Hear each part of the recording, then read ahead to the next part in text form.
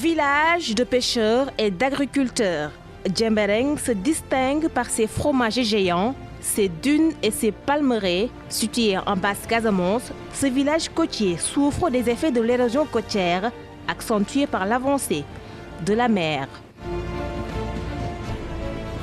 Sur le littoral, des centaines de filaos sont terrassés par le déferlement des vagues et des houles accompagnés de vents forts.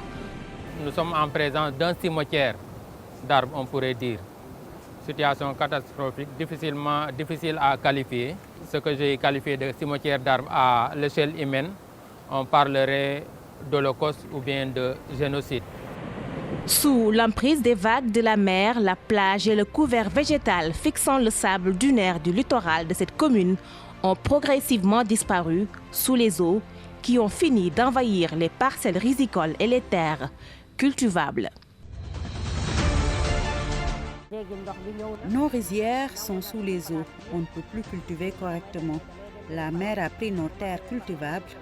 Nous sommes vraiment dans des difficultés. Il faut que l'État réagisse pour freiner l'avancée de la mer. À la place de mon activité agricole, je me suis lancée dans le fumage du poisson car je n'ai plus de parcelles ou rizières où faire le maraîchage ou la riziculture. Assis au bord de la mer de Djembereng pour humer l'air, ce vieil homme se dit préoccupé par la montée du niveau de la mer et la perte des parcelles rizicoles. La situation est inquiétante, très inquiétante. La mer, non seulement elle a pris les filots, mais les terres qui étaient devant jusqu'à 1 kilomètre sont parties. Les rizières sont en train de partir. La rizière de Kainga, elle est menacée, une grande partie est partie. Donc, inquiétude, famine. Nous allons mourir de faim. Du côté de Cabrousse, un des villages côtiers de la commune de Djembereng, au sud de la station balnéaire de Cap Skirring, les conséquences de la montée du niveau de la mer sont bien visibles, également à plusieurs endroits de la plage, et menacent même l'existence des activités rizicoles menées par des milliers de paysans et familles autochtones. Aujourd'hui, nous avons déjà perdu à peu près 3-4 km d'ici de cette bande occupée par l'avancée de la mer. Donc nous sommes à quelques mètres, moins d'1 kilomètre de la vallée de Cabrousse. Ça veut dire que si nous croisons les bras, peut-être dans 5 ans, l'agriculture sera vraiment une vieille histoire à Cabrousse. Dans ce village d'Aline Sitoé Diatta, figure historique et héroïne de la lutte anticoloniale, l'avancée de la mer a fini d'engloutir la quasi-totalité des périmètres dédiés aux activités rizicoles. Une digue anti-sel a été réalisée sur place par l'État du Sénégal grâce au projet de valorisation des eaux pour le développement des chaînes de valeur afin de retarder les processus de salinisation des rizières. Derrière nous, il y a la digue financée par Proval, par l'État sénégalais, qui a peut-être ralenti un peu l'avancée. Autrement, dès que ça dépasse les paltuviers, là-bas c'est les bas-fonds, donc automatiquement tu as l'eau à Cabrousse. Accessible par pirogue, Ourong est un village insulaire. Après une traversée d'au moins d'1 heure de temps via les Bolong, nous foulons enfin le sol de cette île. Ourong, à l'image des autres îles de la commune de Djembereng, notamment Djogé, Kachouane, Ninkin et Karaban, subit de plein fouet l'érosion côtière favorisée par l'avancée de la mer. Des rizières des populations de Ourong, notamment d'autres îles, ont perdu des hectares de superficie rizicole. Et ça, c'est un aspect que nous avons constaté. Les mesures appropriées apportées pour donc corriger ces manquements-là, c'est le reboisement. Et donc là-bas en face, il y a des hectares de mangroves qui ont été reboisés. S'érodant sous l'effet des vagues déferlantes, l'état de la dégradation du littoral inquiète. Les habitants et les autorités locales impuissants face à ce phénomène. Pour contrer les effets de l'érosion côtière, les populations ont initié des activités de reboisement du littoral.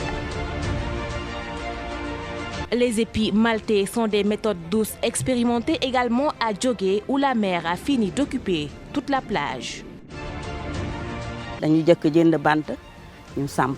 À Djogé, pour faire face à l'avancée de la mer, nous avons essayé de stabiliser le sable à l'aide de filets de pêche, de pneus ou encore avec du bois. Grâce à ces solutions de fortune, nous avons réussi une stabilisation progressive du sable. Par la suite, nous avons installé des épis maltais contre l'érosion côtière qui nous ont permis d'avoir une petite amélioration.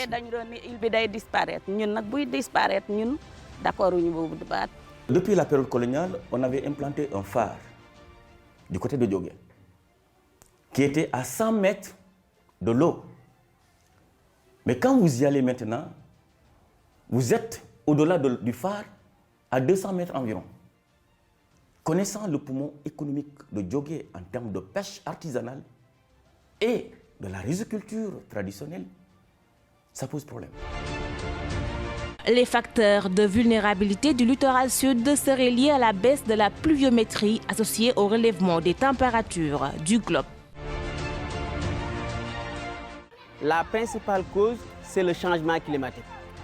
Qu'est-ce qui entraîne le changement climatique? C'est lié avec l'industrialisation. Et de par l'industrialisation, on a le rejet dans l'atmosphère des gaz à effet de serre, comme les CFC, chlorofluorocarbone. Et cette augmentation des gaz à effet de serre entraîne une augmentation de la température, laquelle augmentation est à l'origine de l'augmentation des températures, mais également à l'origine de la fonte des glaciers au niveau des zones polaires. C'est cette fonte des glaciers qui sont logés au niveau des masses océaniques qui entraîne une augmentation du niveau de la mer. Et c'est cette augmentation du niveau de la mer qui amplifie le phénomène de l'érosion côtière. Le premier pas vers la lutte contre l'érosion côtière sur le littoral sud réside dans la recherche. L'atténuation climatique peut être également une solution face à ce phénomène naturel. Étudier les dynamiques océaniques en rapport avec l'évolution du littoral est une question fondamentale. La principale solution, c'est d'atténuer en diminuant le rejet dans l'atmosphère des gaz à effet de serre. La riziculture pluviale demeure l'activité agricole dominante en Casamance avec 60% des superficies cultivées. Les récoltes de riz sont gardées dans des greniers pendant de longues années. Cependant, la dégradation des conditions climatiques dans la zone depuis la fin des années 60 met à rude épreuve cette activité dont les productions actuelles arrivent à peine à couvrir les besoins alimentaires d'une population de plus en plus en difficulté.